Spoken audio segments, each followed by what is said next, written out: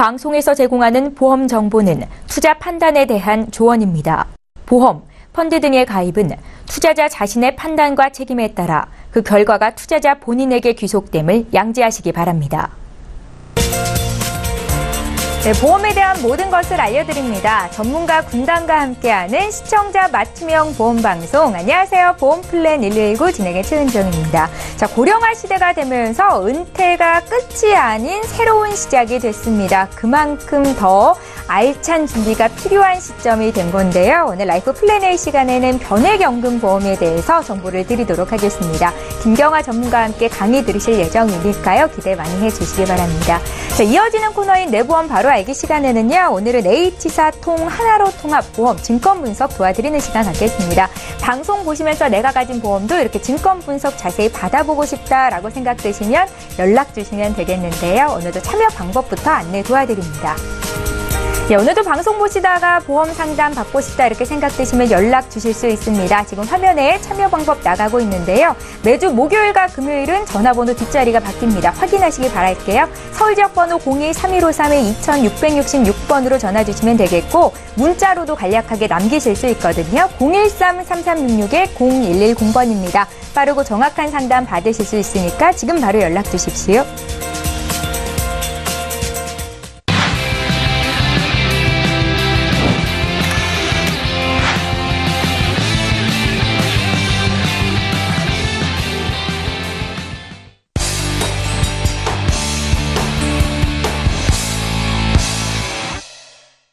예, 시청자 여러분의 보험 도우미 보험플랜 119 시작합니다. 오늘도 라이프 플랜 A 강의부터 준비가 되어 있습니다. 김경아 전문가께서 준비를 하신 건데 변액연금 보험에 대해서 지금부터 만나보시죠. 네, 명절 잘 쓰셨어요? 오랜만에 뵈시는 어른들, 어린아이들 이렇게 인사 나누는 계기가 명절인 것 같습니다. 고단하셨죠? 명절 고단하게 보내면서 이런 생각이 들더라고요.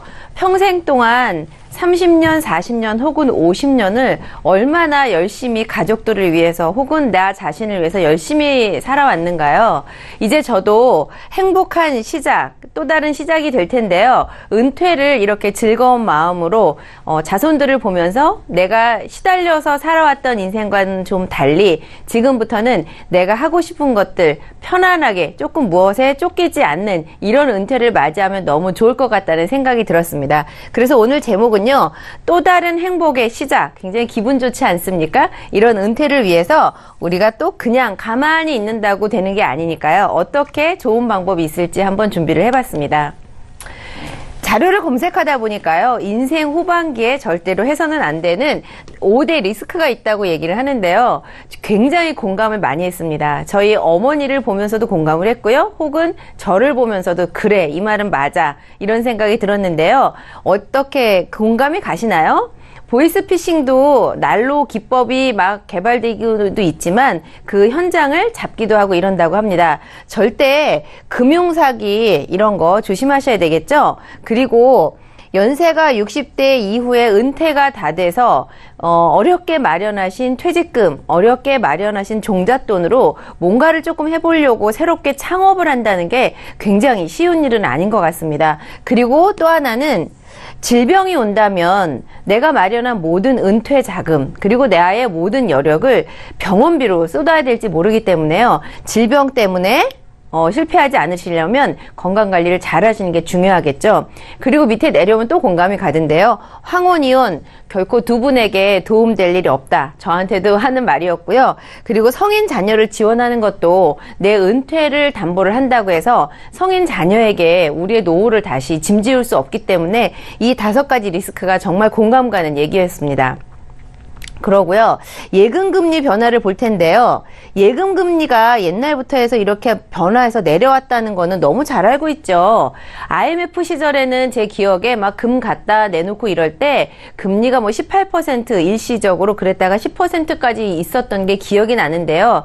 우리나라가 이번 이렇게 금융 환경들을 다 극복해 넘어온 이런 학습 사례가 있기 때문에 또다시 이렇게 굉장히 고금리 시대로 갈까? 이건 조금 조금 잘 모르겠습니다. 이런 환경이고요. 금리가 지금은 2%에서 미국 금리가 올렸다고 발표는 했지만 우리나라 금리가 4%, 5% 이상 이렇게 올라갈 수 있을까? 그 정도로 후진국은 아닌 것 같다. 이런 생각은 좀 들고요.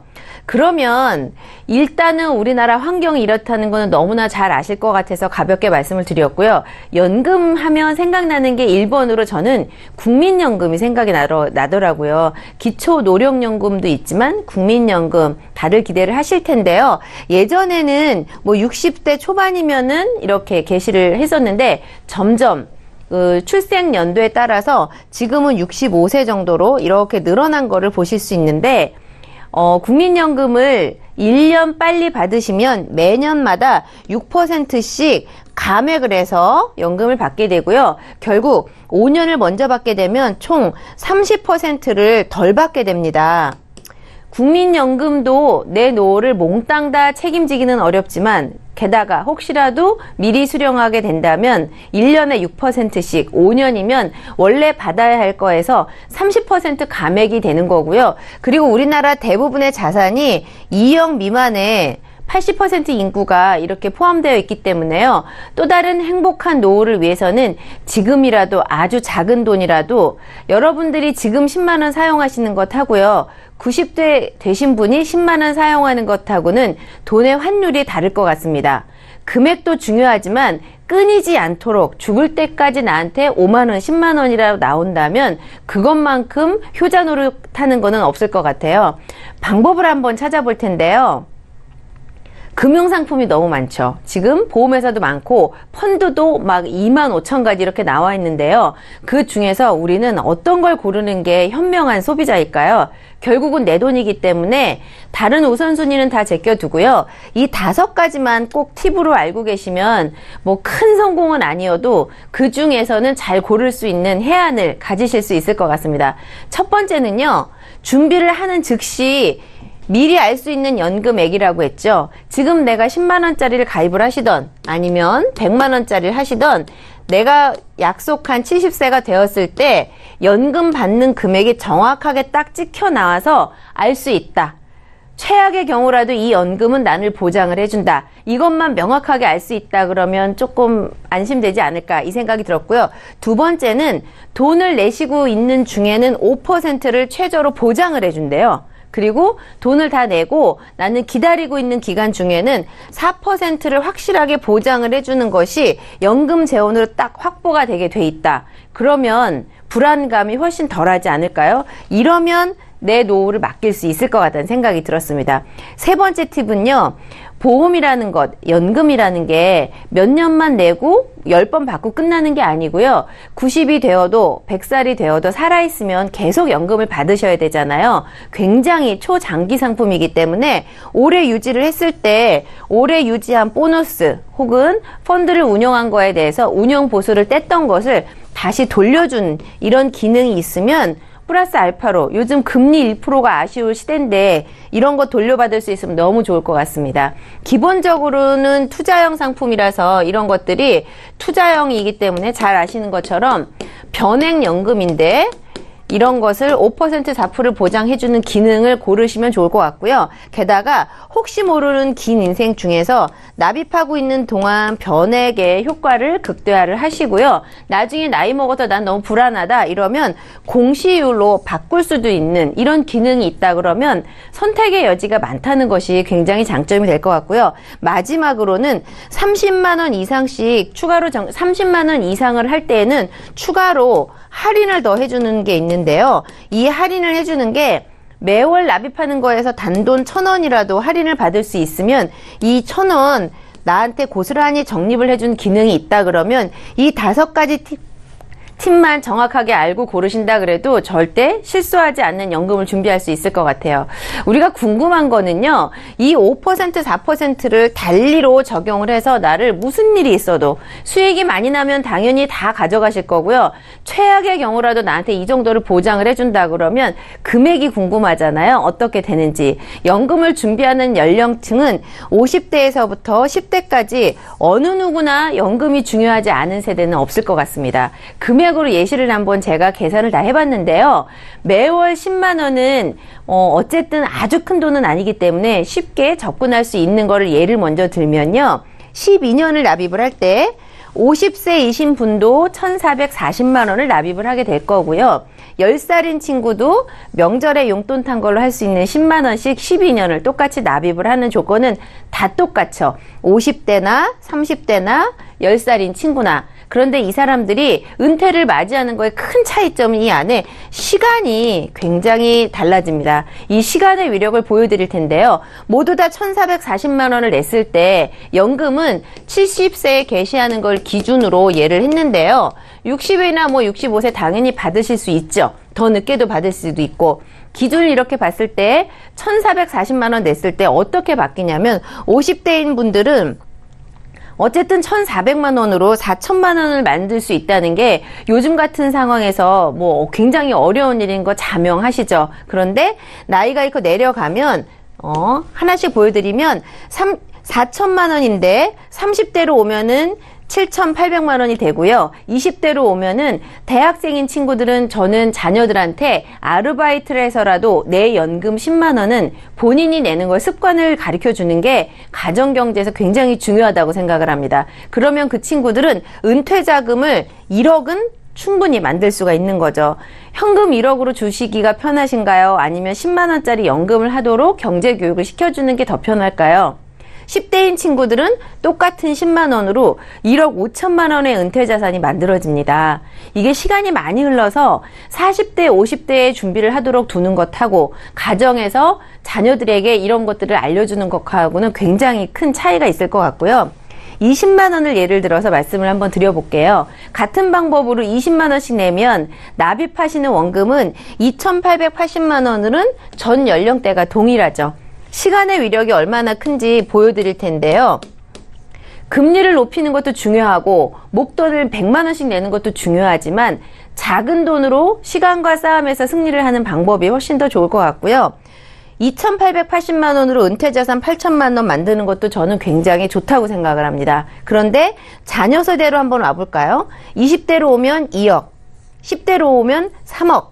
이런 은퇴자금은 1억이라는 자산은 15년 전에는 굉장히 큰 돈이었지만 지금도 여전히 큰 돈이면은 맞는 것 같습니다. 그래서 10만 원이나 20만 원을 우습게 보면 2억, 3억이 굉장히 멀어질 거고요. 지금부터 시간에 투자하는 방법을 잘 이렇게 연구를 하신다면 50대인 분들도 당연히 8천만 원, 2억, 3억 이렇게까지 은퇴 자산이 준비가 될 것 같은데요. 우리의 또 다른 행복에 시작하는 은퇴를 막연하게 불안한 곳에 맡길 수는 없기 때문에 아까 말씀드린 5가지 팁 기억을 하시나요? 그런 것들을 잘 효과적으로 운영을 하신다면 이런 은퇴는 충분히 행복한 또 다른 은퇴를 맞이하실 수 있을 것 같습니다. 은퇴 준비 잘 하셨으면 좋을 것 같아서 오늘 마련한 자료는 여기까지입니다. 예, 또 다른 행복의 시작인 은퇴 이후를 보다 멋지게 설계할 수 있는 방법 전해드렸습니다. 변액연금보험에 대한 정보를 드렸는데요. 강의 들으시면서 궁금한 점 생기신 분들 연락 주시면 방송 중에 또 방송 끝난 이후로도 상담 도와드리는 시간 갖도록 하겠습니다. 강의 내용 정리하고요. 내보험 바로 알기 시간 함께합니다.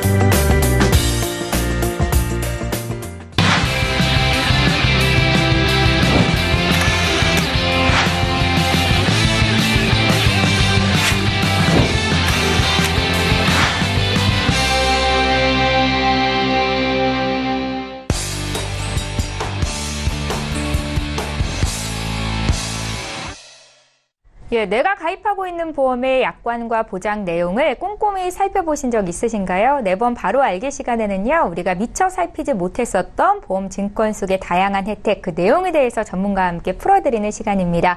이렇게 저희 증권 분석 도와드릴 텐데 방송 보시다가 내 보험 증권도 분석 받아보고 싶다 생각 드시면 연락 주시면 되겠습니다. 자, 오늘은 이근석 전문가께서 준비를 하셨고요. 전문가님, 어떤 증권 살펴볼까요?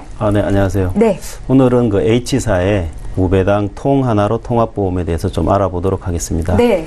사실은 이 보험에서 대부분 이제 보험 상품의 용어를 보면 이제 한자가 잘 들어가지 않는데 여기는 통이라고 들어가 있습니다. 저는 처음 보는 것 같아요. 네, 한자로 이제 이게 통할 통자인데 H사가 아마 이 통할 통자의 하나로가 들어가 이 보험 하나면 모든 게 다 통한다.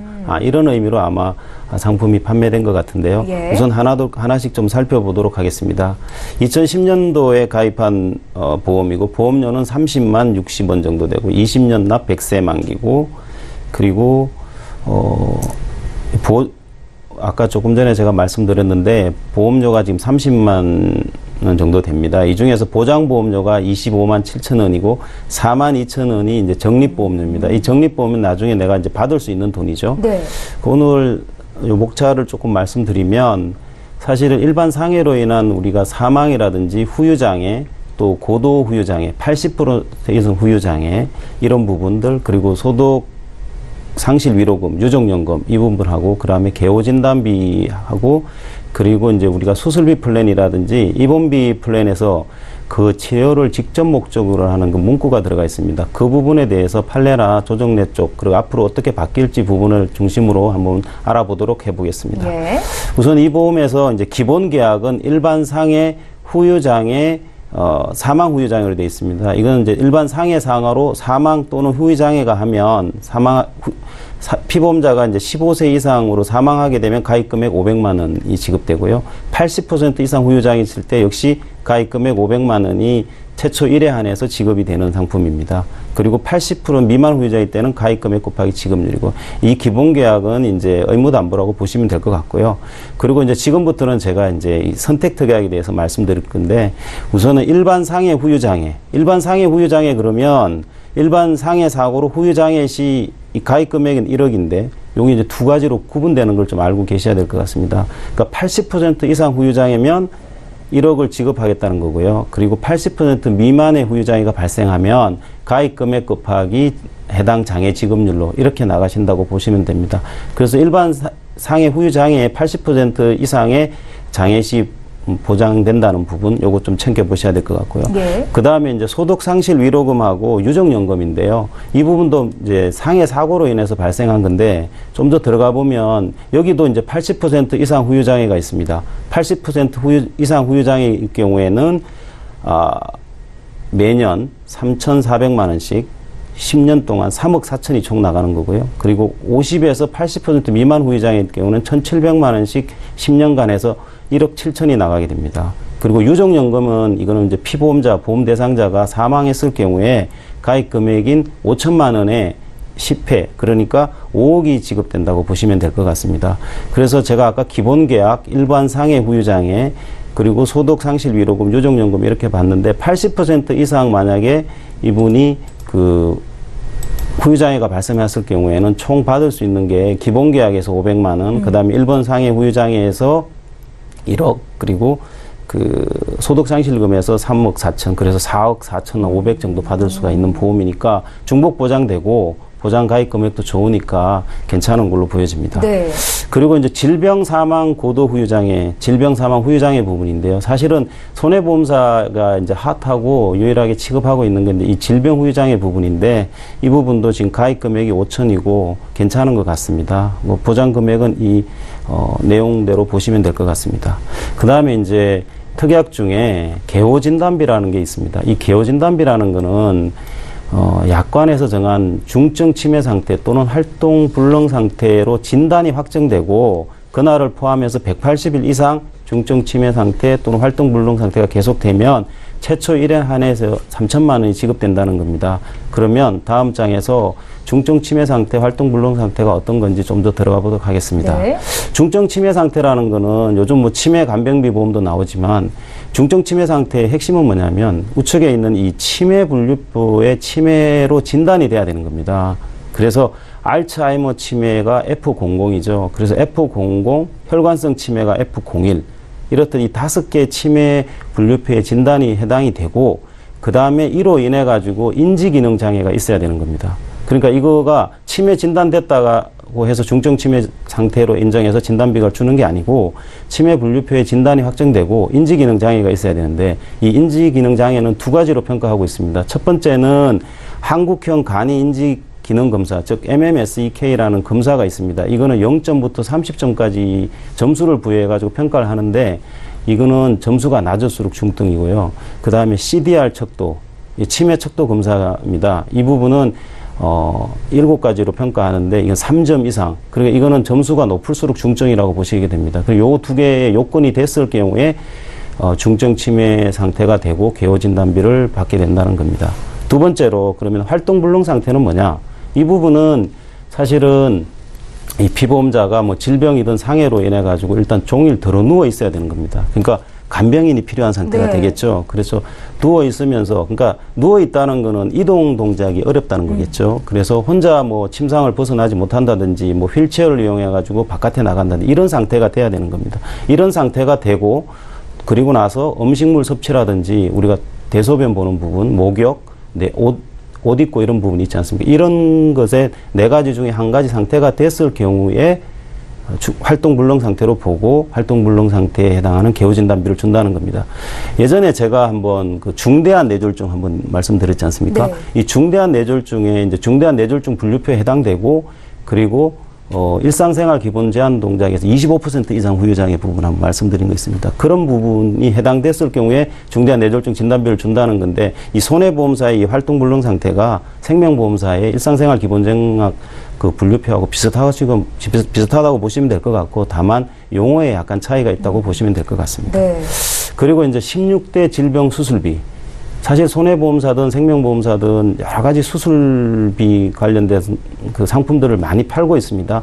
암입원비도 있고 이런 이 수술비나 입원비 부분에 들어가는 문구 중에서 제가 여기 이제 밑줄로 빨갛게 많이 켜놨습니다. 암 수술비도 그렇고 호흡기 질환 수술비, 피부 질환 수술비 각종 이런 수술들이 있는데 여기 수술이든 입원이든 여기에 보면 그 치료를 직접적인 목적으로라는 말이 제가 밑줄로 굵게 꺼놨는데 이 의미에 대해서 어떤 건지 좀 오늘 한번 살펴보는 시간을 가져보도록 하겠습니다. 네. 사실 이거는 사회적으로 상당히 논란이 많이 됐던 부분이니까 좀 이 부분 상식선에서 좀 알고 계시면 좋을 것 같습니다.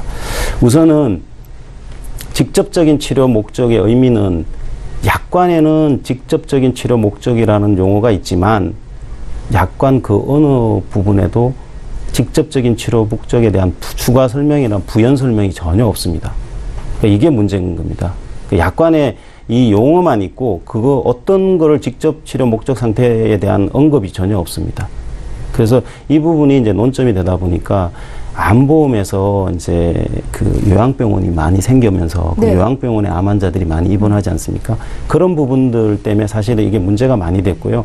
보험회사 대법원 판례도 보험회사가 이긴 부분이 있고 또 소비자가 이긴 부분도 있고 여러 가지가 있습니다. 또 최근에는 사회적인 이슈가 돼서 금융감독원 앞에서 암 환자분들이 많이 시위를 하고 그런 부분이 돼서 지금 금융이나 금감원 쪽에서도 많이 좀 권고를 하고 있는 부분이 있는데요. 네. 이 부분은 결국은 약관에 제가 조금 전에 말씀드렸다면 직접적인 치료 목적이라는 부분에 대해서 추가적인 어떤 걸 그러면 직접적인 치료 목적으로 볼 거냐에 대한 설명이 없기 때문에 이 분쟁이 있는 겁니다.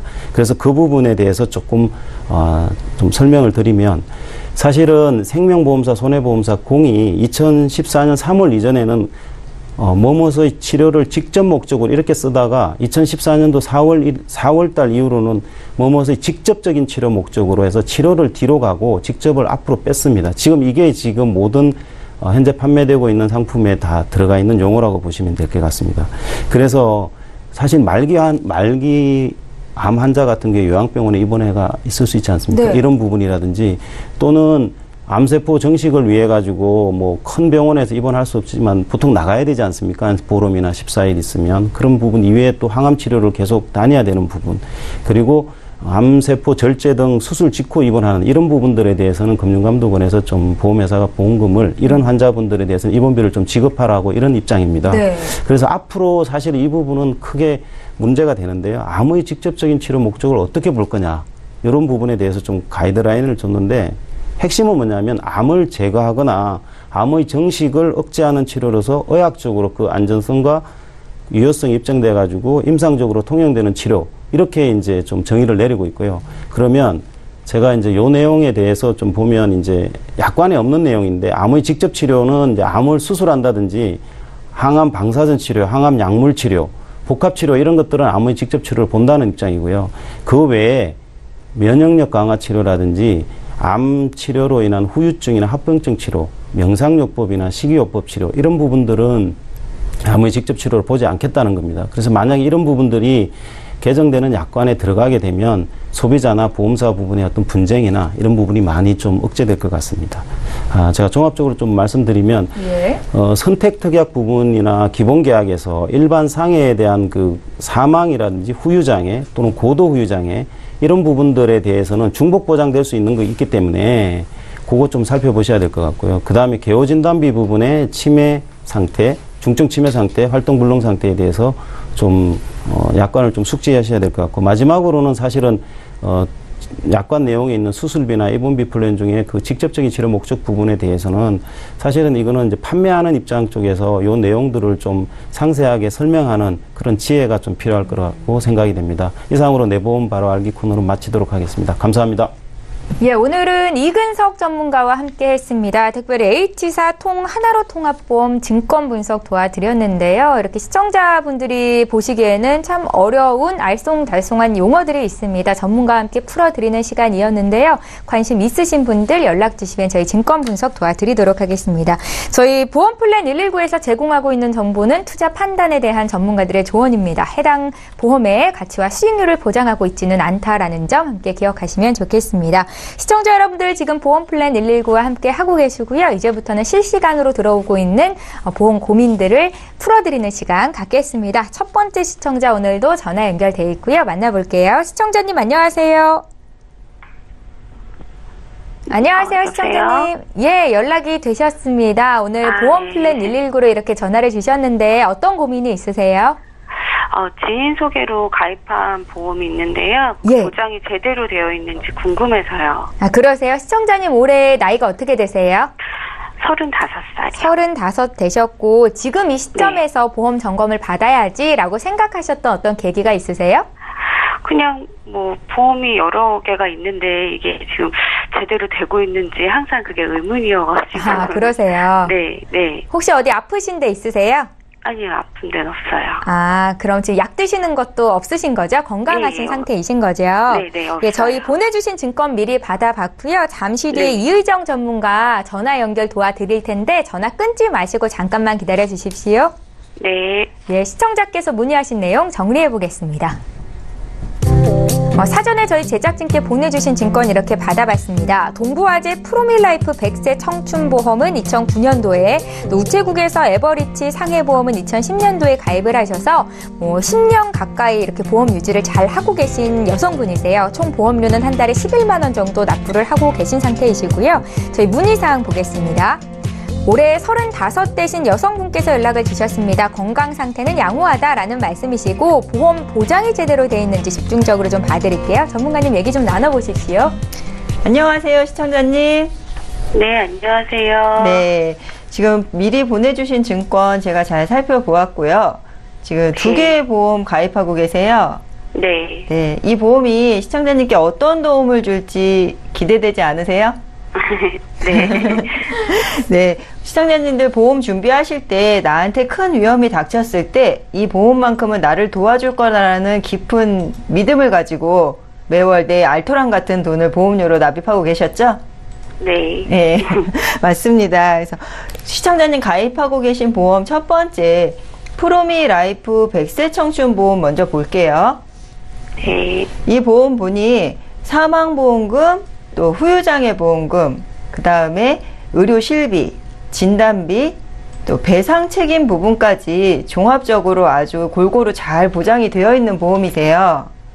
그래서 보험 일찍 어린 나이에 잘 준비하셨고요. 이 보험본이 제가 여기서 또 눈에 띄게 좋은 점은 실손의료비 부분입니다. 네, 실손의료비 시청자님 가입하신 시기에 보험이 질병과 상해, 입원, 통원 시에 본인의 부담금 없이 100% 치료비를 보장받을 수 있는 그러한 보장이시고요. 질병 통원 시에도 약값과 치료비를 포함해서 하루에 5,000원만 내 돈을 내고 30만 원 한도로 보장을 받으실 수 있는 그런 전설 속으로 사라진 실비라고 보시면 되세요. 지금은 이런 실손의료비 가입을 하고 싶으셔도 가입하실 수가 없으세요. 제도가 모두 변경되어 있기 때문이죠. 그러고 지금 이 보험 보고 있으니 이런 모든 보장들이 종합적으로 보장되어서 굉장히 잘 보장이 되어 있다고 보여지기는 한데 또 몇 가지 제가 조금 아쉬운 점도 발견을 했습니다. 시청자님, 이 보험 혹시 몇 살까지 보장받으신다고 알고 계세요? 100살까지라고 알고 있어요. 100살이요. 예, 100세 시대에 100살까지 보장받는 보험 준비하신 거죠? 네. 네. 그런데 이 지금 보험 내용을 보시면은 네. 상해하고 의료실비 부분은 100살까지 보장이 되시지만 질병에 관련된 진단비 3가지는 네. 예, 80세까지 보장이시면서 3년 갱신으로 가입이 되어 있으세요. 네. 네. 3년 갱신 지금 2009년도에 보험 가입하셨고 지금이 2018년도니 이미 3번의 갱신을 지나셨고요. 또 앞으로 80세까지 보장받으시는 동안에는 혹시 몇 번의 갱신이 돌아올 거라고 계산해 보신 적 있으신가요? 생각해 보지 않았어요, 전혀. 네, 지금 앞에 지나온 3번의 갱신에서도 시청자님의 연령이 아직 어리기 때문에 보험료가 올라가는 부분 전혀 체감치 못하시고 지나셨을 수 있으세요. 그냥 보험회사에서 안내장만 왔을 거예요. 그렇지만 앞으로 지금 30대 중반이신데 앞으로 3년 갱신 15번 맞이하시는 동안에 시청자님은 이미 중년도 넘어가고 또 연로한 나이가 되시게 되면은 질병으로 인해 찾아오는 어떠한 위험들이 다 나한테 닥칠 때 요 위험도가 높아지면 보험료는 올라가는 건 자연적인 현상이시거든요. 그러면 갱신이 계속 되시면서 보험료 올라가는 부분 굉장히 크게 부담이 되실 거고요. 또 한 가지는 갱신보험료는 보장받으시는 기간 동안 계속 보험료를 내셔야 되는 거예요. 그렇다면 우리가 70살 또 60살 이때까지 보험료를 내면서 보장을 받아야 된다면 어떨까요? 싫지요. 저 같아도 굉장히 부담스럽고 힘들 것 같아요. 네. 그래서 지금 이 프로미라이프 100세 청춘 보험에서는 요 골고루 보장되어 있기는 하나 요 80세까지 보장이 되는 질병 보장들 100세 시대에 100세로 변경을 해 주시고요. 또 한 가지 갱신되는 부분들은 아직 시청자님 연령이 어리시니 비갱신으로 바꾸시더라도 크게 보험료가 추가되지 않으실 테니 그렇게 좀 기준을 잡으시면 될 것 같고요. 두 번째, 우체국에 에버리치 상해보험 가입하셨어요? 혹시 이 보험 가입하실 때 어떤 목적이 있으셨나요? 보험료가 저렴한데 보장이 많이 크더라고요. 그래서 보장이 큰 부분 때문에 하게 됐어요. 네, 보험료 저렴하죠. 네, 한 달에 14,000원 납입을 하시고 상해 후유장애나 사망 부분에서 보상을 받으시니 굉장히 저렴한 보험료로 큰 보장을 받으신다고 생각하실 수 있으신데요. 이 보험금을 최대로 받으실 때에는 조건이 있어요. 휴일에 교통상해로 사망하셨을 때 1억을 보장을 받으시게 되네요.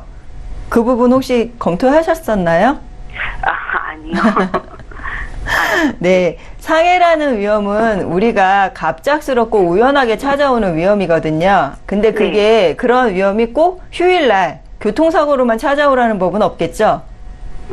그렇기 때문에 그렇기 때문에 요거 역시 일반 상해에도 보장을 충분히 받으실 수 있는 그러한 걸로 바꾸시는 게 어떨까 하는 게 제 의견이고요. 제 의견 이제 종합해 보자면 앞서 말씀드린 것처럼 80세 보장인 보장을 100세로 변경하시고요.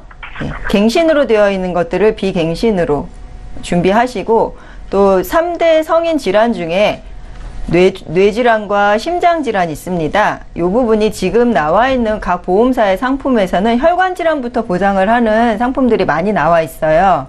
그러니까 그런 부분들 보장 범위를 더 넓히시는 것도 좋은 방법이실 것 같고요. 상해 부분도 일반 상해에도 보상을 충분히 받으실 수 있는 그 기준 두시고요. 또 한 가지 마지막으로 제가 제안드리고 싶은 거는, 의료실비에서 상해 의료비라는 보장이 있으세요. 이게 1,000만 원까지 보상을 받으시면서 통원과 입원 한도가 똑같이 1,000만 원 적용이 돼서, 통원 시에는 1,000만 원 한도가 충분하시겠지만 혹시나 입원을 하실 때에는 이 1,000만 원이라는 보험금이 조금 부족하실 수 있으세요. 그러니 이 부분은 지금 현재 실손의료비가 단독으로 나와 있습니다. 거기에서 상해 입원 의료비만 골라서 가입을 하실 수가 있으세요. 그러니 그 상해 입원 의료비 5,000만 원을 저렴한 보험료로 준비하시면은 이제 골고루 또 보장 기간도 늘어나면서 또 갱신 아닌 것으로, 그리고 보험료 제가 받을 수 있는 범위도 키우면서 이렇게 준비를 하실 수가 있으시게 될 것 같아요. 제가 지금 드린 기준을 가지고 시청자님께서 지금 현재 가지고 계신 보험을 어떻게 더 보완을 하면 좋을지를 고민하셔서 결정을 하시면 될 것 같고요. 네. 제가 오늘 드릴 말씀은 여기까지입니다. 예, 시청자님 혹시 더 궁금한 거 있으세요? 아니요, 좋았어요. 제가 생각지도 못했었는데 네. 다시 한번 알게 돼서 되게 좋은 시간이었어요. 그러셨어요? 예, 네. 오늘 조언을 토대로 고민을 좀 해보시고요. 더 추가적으로 알고 싶은 거 생기시면 연락 주십시오. 그때 또 봐드릴게요. 네, 감사합니다. 네, 오늘 연락 주셔서 감사합니다. 네, 저희 보험플랜 119와 함께하고 계시고요. 지금 두 번째 시청자 전화 연결되어 있습니다. 바로 만나볼게요. 시청자님 안녕하세요. 아, 네, 안녕하세요. 네, 오래 기다리셨습니다. 어떤 점이 궁금하셔서 연락 주셨어요? 아, 예, 일단은 제가 지금 보험 가입돼 있는 게, 예. 제 지금 상황에 좀 제대로 좀 효율적인 보험인지, 또 부족한 보장 내용은 없는지 한번 좀 궁금해가지고 연락을 좀 드렸습니다. 아, 그러세요. 시청자님 본인 보험 문의하시는 거죠? 예, 맞습니다. 예, 올해 나이가 어떻게 되세요? 예, 36살이고요. 36이시고, 지금, 결혼하신 상태세요? 아직 미혼입니다. 아, 미혼이세요. 지금 네네. 가입하고 계신 보험 2건이 있으신데 저희 보내주셨잖아요. 네네. 2010년도와 2014년도에 이렇게 각각 가입이 됐던데 이거는 시청자님께서 직접 알아보고 가입을 하신 건가요? 네, 좀 알아보다가 예. 지인 소개받고 이렇게 가입하게 됐습니다. 네. 보험료가 지금 비교적 좀 저렴한 편이세요. 13만 원 돈 납입을 하고 계신데 지금 이 보험료가 부담스럽거나 하시진 않으시죠? 예, 그런 건 아니고, 네. 일단은, 추가로 혹시 좀 놓치고 있는 부분이 있으면, 추가 가입할 여력도 좀 있으세요? 예, 있습니다. 예, 알겠습니다. 저희 이근석 전문가께서 아마 추가 질문하시게 될 것 같은데, 전화 끊지 마시고 잠깐만 기다려 주십시오. 네. 예, 시청자께서 문의하신 내용 정리해 보겠습니다. 역시 사전에 보내주신 증권 이렇게 정리를 해봤습니다. 앞서 저희가 내보험 바로 알기 시간에 이 똑같은 보험명, 보험을 증권 분석해 드렸었는데 보험명이 같아도 안에 보장 내용 다를 수 있으니까 잠시 뒤에 이근석 전문가 의견 듣겠습니다. 하나손해보험에 하나로 통합보험 가입하셨고 삼성화재에서 운전자 보험을 가입하고 계십니다. 한 달에 보험료 13만 5천 원 돈 내고 계시고요. 문의사항 볼게요. 올해 36대신 미혼 남성분께서 연락을 주셨습니다. 부족한 보장은 없는지, 부족하다면 추가로 또 보험을 더 가입할 용의도 있다라는 말씀을 주셨거든요. 전문가님 의견 나눠보십시오. 네, 시청자님 안녕하십니까? 아, 네, 안녕하세요. 네. 아, 네. 우선 좀 미혼이라고 그러셨는데, 저 보험은 지금 두 개의 정권을 보내주셨는데, 제가 주요 보장 내용하고, 그리고 지금 시청자님의 그 상황에 따라가지고 뭐가 부족한지 또 앞으로 어떤 보험이 좀 필요할지 그런 부분을 저하고 이제 통화하시면서 그 솔루션을 한번 찾아가 보도록 해보겠습니다. 네. 우선은 제가 내보험 바로 알기 코너에도 또 아이러니하게 이 보험에 대해서 이야기를 나눴는데, 하나로 통합보험, 이분 아까 아시는 분 소개로 가입하신 보험이라고 그러셨습니까? 예, 맞습니다. 아, 예. 내용은, 주요 보장 내용에 대해서는 다 알고 계신가요? 대략적인 내용은 알고 있는데 뭐 꼼꼼하게 제가 살펴보진 않아서 일단 웬만한 건 다 보장이 된다라고 제가 듣고 가입을 한 상태거든요. 네네. 우선은 상해 관련해서는 지금 전부 다 100세, 25년 내고 100세까지 보장되는 거고요. 질병 부분에 이제 고도후유장애라든지 이런 수술비나 이런 부분들은 80세까지 보장이 되고요. 그리고 이제 지금 이제 36살에 혼자 이제 독신이라고 그러셨는데, 네. 우선은 그 일반암 진단비가 5천만 원이 있고, 그 다음에 상해하고 질병 사망도 각각 1억씩 보장되고요. 특히 이제 혼자시니까 사실은 중요한 게 이제 그 의료비 부분이 있을 수가 있겠습니다. 그 실비는 지금 상해 질병 공의 그 5천만 원, 그 다음에 상해 통원, 그 다음에 질병 통원 30만 원씩 해서 잘 가입되어 있는 것 같고요. 그리고 급성심근경색도 지금 진단비가 1,500만 원으로 돼 있고, 그리고 특히 이제 손해보험사 상품을 가입했다 보니까 허혈성 심장질환 진단비도 지금 1,000만 원 좀 폭넓게 보장되죠. 그러니까 조금 아쉬운 부분은 사실은 이제 36살이면 그 2010년도에 됐으니까 질병 후유장애가 그 당시에 나왔는지는 모르겠지만 그 부분이 조금 아쉬운 부분이 있고요. 네. 그리고 일단은 이제 혼자 하시다니까 지금 이제 아내라든지 자식들이 지금 없으다 보니까 혼자니까 혹시 그 노후 자금이라든지 따로 은행권에 이래 저축하시는 거는 계신가요, 지금요? 뭐 은행에는 제가 뭐 적금 같은 건 들고 있는데 안 그래도 그거 좀 주변에서 안 그래도 좀 그거 좀 들어보는 거 관련해 가지고 주변에서 많이 들고 있더라고요. 그래서 네. 그것도 한번 좀 문의 좀 드릴 차원에서 제가 연락을 드렸거든요. 네, 그 제가 조금 그 리모델링 시점보다는 그 좀 말씀드리면 제안을 좀 드리면 우선은 지금 혼자시니까 은행에 뭐 저축도 적금이나 이렇게 하신다 그러는데 네네. 그 오늘 그 라이프 엘 플랜 시간에 이제 변액연금 부분에 대해서 오늘 지금 강의를 했는데 네. 그 부분 한번 챙겨보시면 사실은 이제 혼자시니까 사실 노후에 앞으로 뭐 어떤 계획이 어떻게 되는지 그건 좀 제가 신뢰가 되겠지만 변액연금 부분 뭐 10년짜리든 12년짜리든 꾸준하게 좀 이렇게 가입하는 게 좀 어떤 지혜가 될 수가 있을 것 같아요. 네. 예, 그 부분은 아마 뭐 이게 전화 상담 끝나고 제가 좀 더 이야기를 하면서 그 부분 한번 상담해 보시면 좋을 것 같고요. 네. 그 다음에 두 번째 보험에 이제 삼성화재 그 안심동행 운전자 보험인데요. 네. 시청자님 혹시 그 자동차 보험은 의무보험이니까 당연하게 가입돼 있으시겠죠, 그죠? 예, 가입돼 있습니다. 예, 그렇습니다. 자동차라는 거는 내가 이제 생활의 편리를 위해서 이제 운전하면서 사용하고 있는데 자동차 보험은 의무보험이기 때문에 다 가입돼 있죠. 운전자 보험은 지금 이거 20년 납으로 80세까지 15,000원씩 내고 있습니다. 그러니까 운전하시니까 가입했고 뭐 다른 특이점이 있을까요? 아니, 뭐 운전해서 그냥 의뢰 가입을 한 거죠. 예. 네, 그러시죠? 네네. 네네. 사실 운전자 보험은 이제 두 가지 특성이 있습니다. 하나는 내가 보장받는 거죠. 내가 차를 운전하면서 사고가 났을 때 내가 다칠 수 있고 내가 사망할 수도 있고 이런 부분이 지금 그 주요 담보 중에 이제 상해 사망이라든지 후유장애 발생할 수 있을 때, 그다음 내가 다쳐가지고 뭐 병원에 입원했을 때 일당 받는 거 이런 건 내 중심적으로 보장받는 거고요. 그리고 이제 운전자 보험이 운전하시는 분들은 대부분 가입하시는데 아직 가입 안 하신 분들도 상당히 많습니다. 문제는 내가 자동차를 운전하다가 타인에 대해서 상대방에 대해서 만약에 내가 법률상 손해배상 책임을 뭐 타인을 다치게 했다든지 이때 부분에 되면 자동차 보험에서는 그 부분은 물론 이제 배상액으로 결정되겠지만 만약에 여기서 이제 잘 드신 거는 이제 교통사고 처리지원금 뭐 사망하게 한다 중상했을 때 그 내가 내야 될 비용들이 발생할 수 있습니다. 뭐 변호사도 선임할 수 있고 벌금을 낼 수 있습니다. 이런 부분들이 사실은 운전자 보험을 드는 큰 목적이라고 할 수 있거든요. 그래서 이런 부분은 지금 아직 젊으신데 이런 부분들은 가입하는 건 상당히 좋다고 생각이 들고요. 사실은 그 지금 이제 하나손해보험에 하나로 통합보험하고 운전자 보험 두 가지가 있으신데 저는 이 보험은 손댈기는 좀 그런 것 같아요. 혼자시고 그러니까 네네. 두 보험 다 유지했으면 좋을 것 같고요.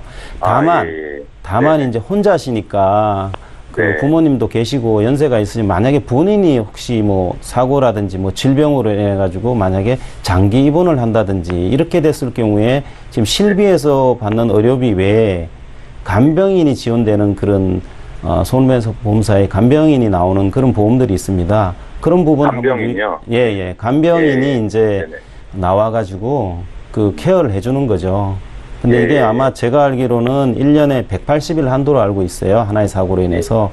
그래서 네네네. 이게 이런 부분은 좀 보험료는 그렇게 비싸지는 않습니다. 그래서 그런 간병비 보험을 특약으로 한번 붙여서 네네. 가입하는 걸 저는 한번 의견을 제시해 드리도록 해보겠습니다. 네. 기타 뭐 네. 다른 질문 사항 있으신가요? 저 혹시 그러면 제가 한 4년 전에 이제 야외에서 주말에 뭐 자전거도 타고 레저 활동 같은 거 뭐 이제 철인 3종 경기 이런 걸 하는데 네네. 4년 전에 제가 자전거 타다가 한 달 정도 좀 입원한 이력이 있거든요. 혹시 뭐 이용고 가는 이런 상황이 좀 건강에 문제가 없는지. 아, 네네네. 네네네. 우선은 상해보험의 이제 계약 후 알릴 의무 이런 부분에 보면 동호회 목적으로 또는 뭐 행글라이딩이라는 패러글라이딩, 뭐 스킨스쿠버 이런 거 아시죠? 예. 예, 이런 부분들은 사실은 보험 들 때 다 고지를 해야 되는 거고요. 지금 철인 3종 경기의 부분에 대해서 제가 제한을 하고 있지는 않은 것 같습니다. 손해보험에서. 그래서 다만 지금 그 병원에서 어느 정도 치료하시고 어떤 진단명인지 모르겠는데 만약 보험 드시게 될 경우에는 그 내용은 그 고지 의무 안에 꼭 고지를 하셔가지고 가입하셔야지 나중에 이제 그쪽에 또 뭐 다른 사고면 관계없지만 일부 네네. 그 보장받을 때 좀 문제가 발생할 수 있으니까 그거는 다른 보험을 들 때 꼭 한번 네네.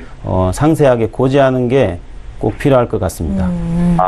네네. 알겠습니다. 예, 시청자님 앞서서 이근석 전문가께서 연금보험에 대해서도 좀 조언을 하셨어요. 예. 저희 앞서서 강의 시간에 김경아 전문가께서 변액 연금보험 강의를 하셨는데요. 혹시 보셨습니까?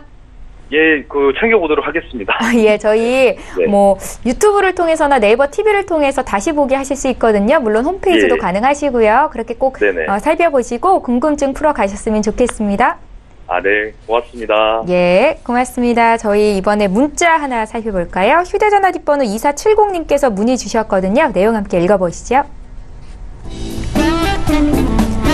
전셋집에서 살고 있는데 화재보험은 집주인이 가입을 해주는 거 아닌가요? 라고 질문을 주셨습니다. 이의정 전문가께 들어볼까요? 네. 결론부터 말씀드리자면은 세입자분도 화재보험은 가입하셔야 되는 게 맞습니다. 네. 화재가 일어났을 때 그 화재 사고 시에 내가 소유하고 사용하고 관리하는 공간에서 일어난 사고에 대해서는 본인이 책임을 지셔야 되는 부분이 네. 있으시고요. 네. 그러시니 이제 세입자분도 가입을 하셔야 되는 게 맞고요. 집주인분 당연히 가입을 하고 계셔야 되는 거고요. 네. 그렇다 보니까 이제 화재 시에 일어났을 때는 화재는 불이 난 거를 불 끄는 것만으로 끝나는 게 아니고 불이 났을 때 일어나는 연기, 끓음, 또 불 끄는 동안에 소방차가 와갖고 물을 막 뿌리면은 우리 집만 불을 끄는 게 아니고 그 소화하는 과정에서 일어날 때 위에 집, 아랫집, 또 옆집까지도 그 손해가 발생될 수 있거든요. 그러한 손해들은 모두 다 불이 화재의 원인이 된 내가 책임을 져야 되는 부분이에요. 그래서 이러한 것들을 다 보상을 받으시려면 화재보험 가입하고 계셔야 되는 게 맞으시고요. 또 그 세입자이시더라도 집 안에 있는 살림살이는 다 내 거잖아요. 예, 그러니까 그것도 지키셔야 되는 게 맞고요. 또한 세입자분께서 그 전세나 월세나 기간이 끝나고 집을 이사하실 때는 그 집주인의 원래 건물을 다 원상복구를 해두셔야 되는 그런 의무도 있으시기 때문에 세입자분들도 반드시 화재보험 가입하셔야 됩니다. 혹시 이런 화재보험은 보험료가 얼마나 돼요? 화재보험 보험료는 매우 저렴해요. 네, 한 10,000원에서 20,000원? 네, 이 정도면은 충분히 준비하실 수 있고요. 지금 손해보험 회사에서 판매를 하고 있는 화재보험들에는 화재 손해뿐만 아니라 가재도구 사용하고 있는 가전제품들의 수리비도 보상을 하는 그런 보장들도 가지고 있으니까요. 예, 저렴한 보험료로 준비해 두시는 게 안심되시겠죠? 예, 네. 잘 알겠습니다. 저희 문자 하나 또 볼까요? 휴대전화 뒷번호 1884님께서 문의 주셨거든요. 함께 읽어보시겠습니다. 예, 이근석 전문가께 여쭤볼 건데 좀 간략하게 질문을 드려보도록 할게요. 보험에 가입할 때 수익자를 지정을 할지 법정 상속인으로 할지 고민이 됩니다. 어떻게 하는 게 좋겠습니까? 라고 말씀을 하셨는데 이게 사망시를 여쭤보는 걸까요? 이근석 전문가께 좀 짧게 들어볼게요. 네, 우선은 그 사망시 수익자는 지정하는 게 나중을 위해서 좀 유리할 수 있다고 볼 수 있겠습니다. 네. 예, 물론 또 뭐 나중에 청구할 때 문제가 있을 수 있겠지만은 가급적이면 지정하는 게 현명하다고 그렇게 판단이 됩니다. 예, 법정 상속인 이렇게 남겨두시는 분이 굉장히 많으신데 지정을 해두시는 게 유리할 수 있다라는 조언이셨습니다. 보험 플랜 119 오늘 저희가 준비한 소식 여기까지고요. 다시 한번 참여 방법 안내 도와드릴게요. 네, 방송 끝난 이후로도 여기 계신 전문가와 함께 보험 고민 상담하실 수 있습니다. 지금 화면에 참여 방법 나가고 있죠. 서울 지역번호 02-3153-2666번 통해서 전화 주시면 되겠고요. 문자로도 남기실 수 있습니다. 013-3366-0110번 적극적으로 활용해 주시면 감사하겠습니다. 네, 오늘 저희가 준비한 소식 여기까지입니다. 두 분의 전문가와는 여기서 인사드리고요. 보험 플랜 119는 내일도 이 시간에 또 오겠습니다. 고맙습니다.